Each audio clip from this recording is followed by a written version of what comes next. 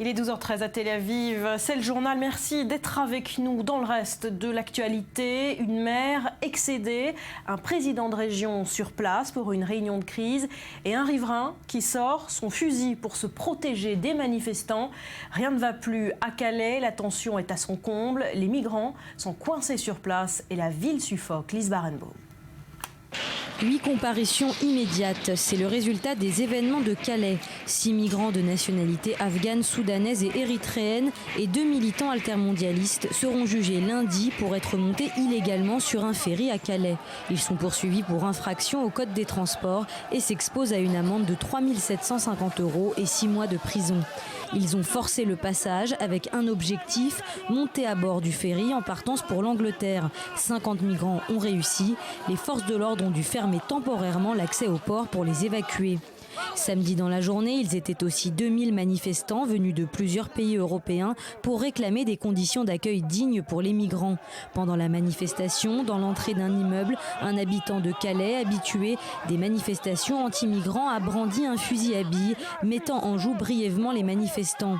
Le rassemblement a été organisé par les No Borders, un mouvement d'ultra-gauche qui réclame l'abolition des frontières et la libre circulation des personnes. Le groupe est également à l'origine d'un tag Nique la France, apposé pendant le rassemblement sur la statue du général de Gaulle et d'Yvonne de Gaulle, érigée dans le centre-ville. Autre manifestation hier à Calais, 2000 personnes ont défilé dans les rues à l'appel des commerçants et des professionnels du port pour soutenir les emplois locaux. Le gouvernement a peut-être peur des ONG, il a peut-être peur du regard de la presse nationale, il a peut-être peur à des recours. Il n'empêche que nous avons le droit aussi de vivre comme toute collectivité, avec notre part d'humanité, mais aussi avec notre part de fermeté que je réclame à corps et à cri. Devant cette flambée de violence, la maire de Calais sera reçue par Bernard Cazeneuve le 3 février prochain.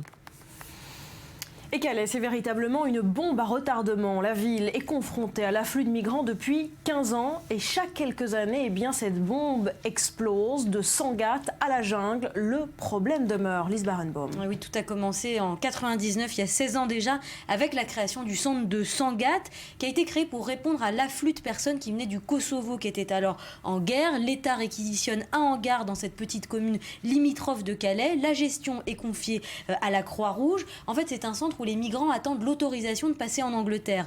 Mais les contrôles sont de plus en plus stricts et les gens s'entassent dans des conditions épouvantables.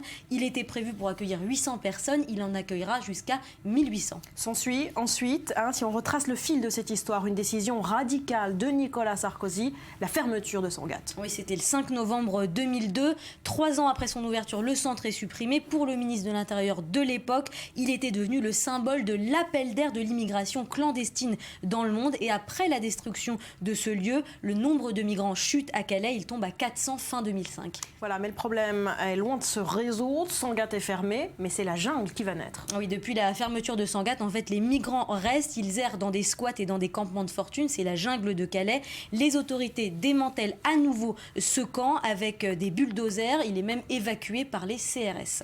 Alors les tensions demeurent ensuite et elles entraînent finalement, on va le voir, le succès du Front National à Calais. Et oui, en mai 2014, le FN obtient 31% des voix aux élections européennes. En juillet de la même année, les forces de l'ordre démantèlent à nouveau le camp principal de la jungle pour raisons sanitaires. En août, de graves rixes éclatent entre migrants. Et en septembre 2014, Bernard Cazeneuve annonce la création d'un nouveau centre qui a été inauguré en janvier. Un camp en dur situé au sein même du bidonville qui accueille 1500 personnes dans de meilleures conditions. Voilà, mais les tensions demeurent. Merci Lise.